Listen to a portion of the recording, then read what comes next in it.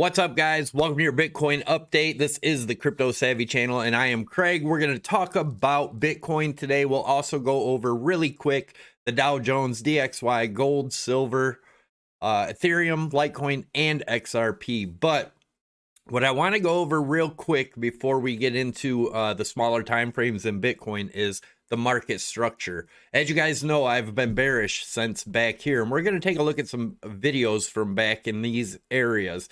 The first one we're going to look at is from March, way back here before we topped out this time. And as you guys know, I considered that the top in the beginning of the bear market because we did follow it with 5 waves down, which 5 waves down cannot be a correction. That is the beginning of a correction. Then we were looking for 3 waves up, and I'm going to take a look at those videos also, and we're going to come back to this chart. Although I thought, let me move this out of the way, that the wave 5 was going to go lower. All wave 5 has to do, and we talked about that in the videos, is go below wave 4, which it did. We got a wick past it here, which ended that 5th wave. Now, if you guys are new to the channel, please subscribe to the channel, share the video if you would, scroll down, smash that like if you're if you want to see more videos, but make sure you also tick your notification bell. People have been telling me YouTube has not been notifying them, so make sure your notifications are turned on and your bell is ticked. Also, you can follow me on Twitter. It's at CryptoSavvy1. On Twitter, I do post there sometimes more often than others, but anyways, let's get into it. I'm going to try to make this quick for you guys. This is why I remained bearish this whole time. I was looking for an ABC wave here. I was not expecting it to go to this high, but I do believe, just as I was talking about this being a big bear trap, it did break the old high, but it did not stay up there for any given time. So I do believe there's a lot of bulls trapped up here that probably won't get out of that for a very long time, and I'll explain why. So let's take a look at what's going on. We're going to watch this video from March 24th before we topped here. I drew this out and explained it. I know other people were saying they called it, but I was the first one to call the distribution phase here. We're going to look at the video and just take a listen real quick. Drop back below this trend line where the buying climax was. This is what it would look like if it plays out and we go to that 63 or 64,000. So the 63 or 64,000, that's what I was looking for there, and it played out almost identical to here. And then after that happened, this is what I started talking about, that 5 waves down that we just looked at. Like I said, I thought it would go a little bit lower, but take a listen. Ethereum targets that hit for us too, but let's take a look at what this would be. This would be a big A, then we will get a C, probably back up. So as you guys see, I put the C back up there, and I was thinking around 55,000, or the B, I'm sorry. But that B wave did go higher. It became, and nobody could have known this, but it made a higher high, which is an irregular correction, which is perfectly fine. We still look for our next wave down, which would be C afterwards. But this is just the structure of the market. That's what I'm trying to explain. The structure did not change here. Up into the $55,000 range, and then continue down for C. This would be okay. And then, and mind you, these 5 waves were counted out here. Like I said, it was a little bit lower, but these were counted out back in May after we made wave 2. So let's take a look at the next video. This was where I was talking about what would happen here from the bottom. And again, I thought the bottom was going to be lower. You'll never catch the exact top and exact bottom, except over here at 65.4. But anyways, take a listen. What this will look like if we do get the A down to here. I do think B will be a 3-wave move to the upside, being 3-wave move to the upside, which is exactly what we got here. This is a clear 3-wave structure. There's 5 waves within A, 3 waves within B, 5 waves within C. You can check my prior videos. I go over that, but let's take a listen. A major bull trap, which I think we're in a major bull trap. And I had talked about many times back then, everyone start to call for $100,000 Bitcoin again to get the bulls trapped. Again, it went higher than I thought, but it still did exactly what we were looking for, that ABC structure. Anyways, let's move on. So now what I'm looking at is this possible possibly playing out like the dot-com bubble. This is Amazon over on the left on the weekly chart. This is Bitcoin now on the weekly chart. We did get our bounce off of this orange trend line right here, just like we did back over here. And as you can see, the RSI looks the same bearish divergence. Also, the MACD down here, I'm not a fan of the MACD, but a lot of people are, so I did add it on here, is looking almost identical also. And what happened in the dot-com bubble around this time was it had a lot of scams in there, a lot of crappy .coms, a lot of just garbage that was in the markets there. And everybody was buying everything because everything was going to go up. It was great technology, and it was going to just continue up forever. Well, we know what happened after that. Amazon actually did good in a longer time, but it took 10 years to break this high again. Will it take Bitcoin that long if this plays out? Possibly. Does it have to? No. But we are in the same predicament. Everything is all about crypto. It's going up forever. You get rich quick. Just buy in and hold, and you'll get rich forever. But what needs to be done here is wash out all the scams, all the altcoin crap, garbage. And I do believe this is the same scenario just playing out again in the same chart, the same emotions, everything. So I've went over this in more detail too. You can look on my YouTube channel for the day I brought this out. I think it was December 2nd when I started looking at this. I made a video real quick on it. So if you guys want to go check that out. And if you guys are interested in trading, definitely check out Prime XBT. My favorite exchange. I've told you why, guys, a million times. That's why you don't see a bunch of Bybit and other exchange links down below, because this is the one I actually use and the only one I actually like. So anyways, you can trade crypto, forex, gold, silver, oil, S&P, Dow Jones, everything all from one exchange. You could have multiple trades in. They don't clump them all together like the other crappy exchanges. They don't trade against you, so you don't see the crazy scam wicks.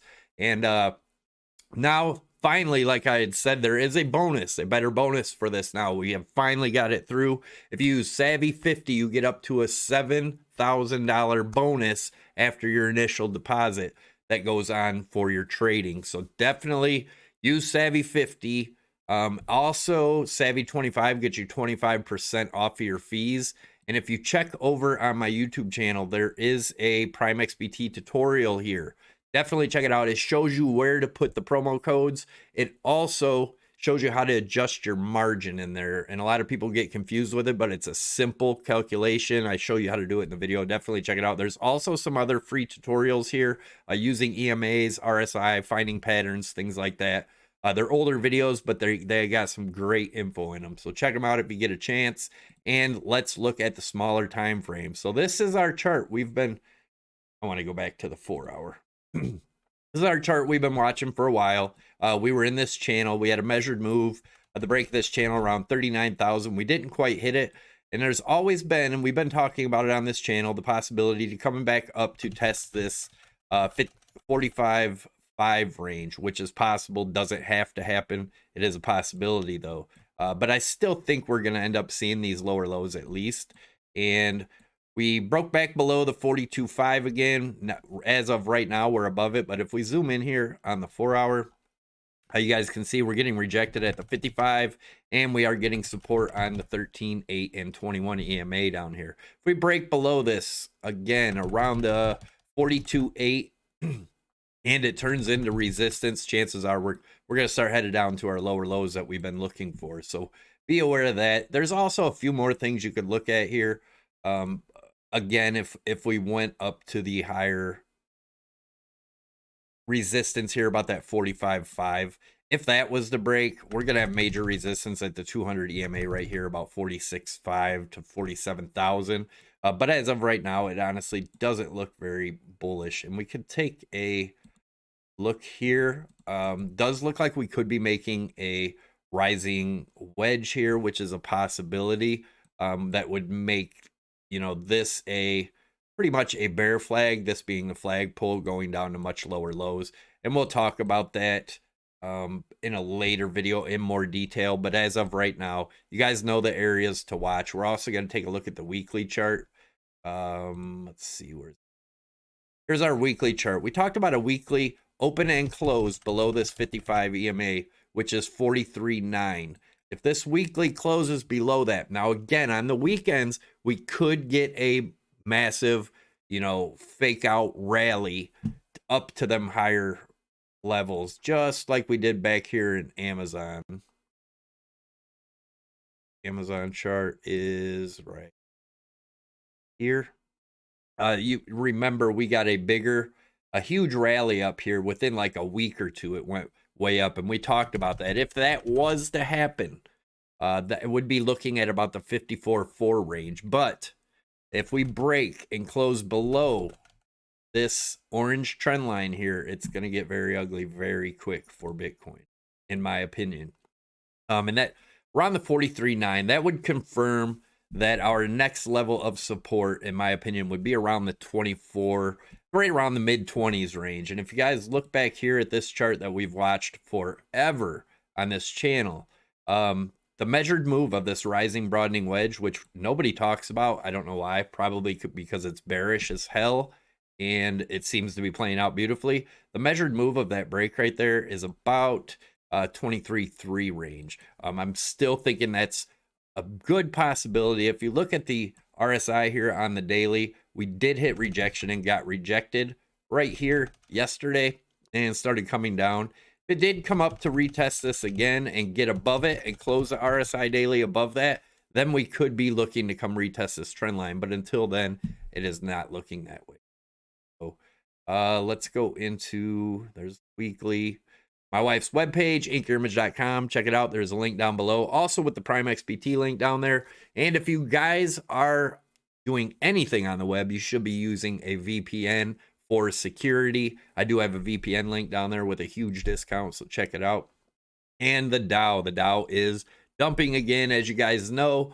We talked about this being the high up here. If we retest this trend line again, if we broke above it, then we could get bullish with Bitcoin and everything else. But unless that breaks, nothing's looking very bullish. The bottom of this wedge here is around 34.2. If that is to break within the next few months or whatever, we'd be looking for around a 30,000 to 31,000 target for that, for the points on the Dow. So keep in mind there is some pretty big bearish divergence right here. If you guys don't know much about divergence and you want to learn it, it can be confusing. My wife sells an actual web, or this right here. She actually sells these, and they are divergence cheat sheets on a mouse pad, so it can be right by you on your computer. Definitely check it out. And let's look at the DXY. DXY is getting a hell of a bounce, right where we expected. We had this put at 90,457, and that's pretty much exactly where we bounced. Now our resistance on the DXY is going to be around the 95.5. If that breaks, as you guys know, ever since we broke this trend line here, I was looking at this as an Adam and Eve.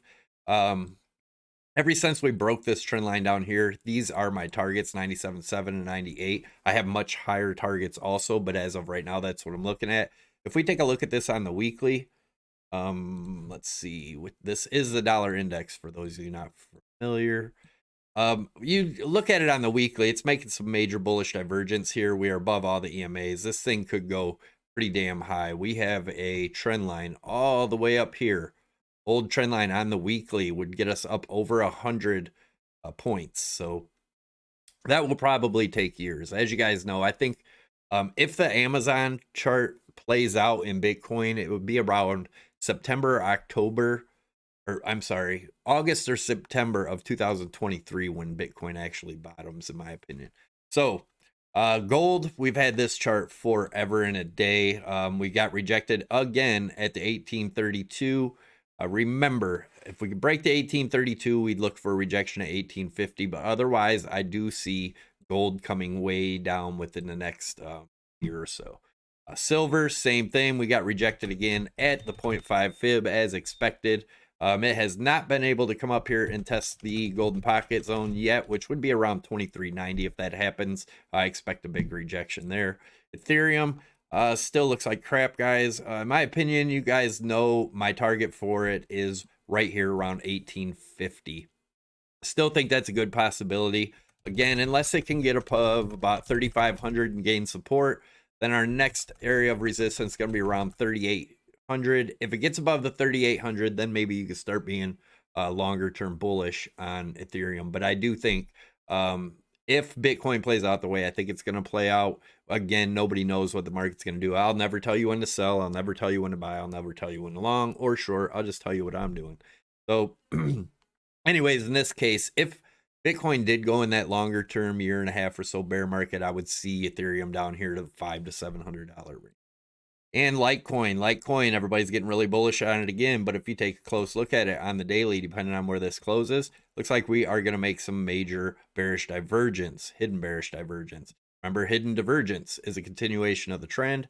Hidden bearish is a continuation of the downtrend. We are looking for another retest of this bottom trend line around 111. If that is to happen and we get a bounce there, then everything else is going up, then maybe that would be the bottom. But a break of this, and then I'm looking for about a $25 Litecoin. XRP. As you guys know, we had our resistance here where we got rejected almost exactly at it. Looks like it's trying to get back up there again. Doesn't look like it's very strong right now. If we get above this, and we can move this over now. If we get above this and then, this weekend, break that 81, our next point of resistance about 87. After that, we have the 200 EMA around 92. And then after that, 113. And remember, if we break up above this top trend line here, then you can get bullish on XRP. Until then, I don't believe there's no reason to get bullish. I'm still looking for, if we can't get back up here, could see a 25 cents somewhere in that area, XRP. I know a lot of people don't like to hear it, but I'm just here to tell you what I see, guys. You make up your own mind, make up your own decisions, follow who you like.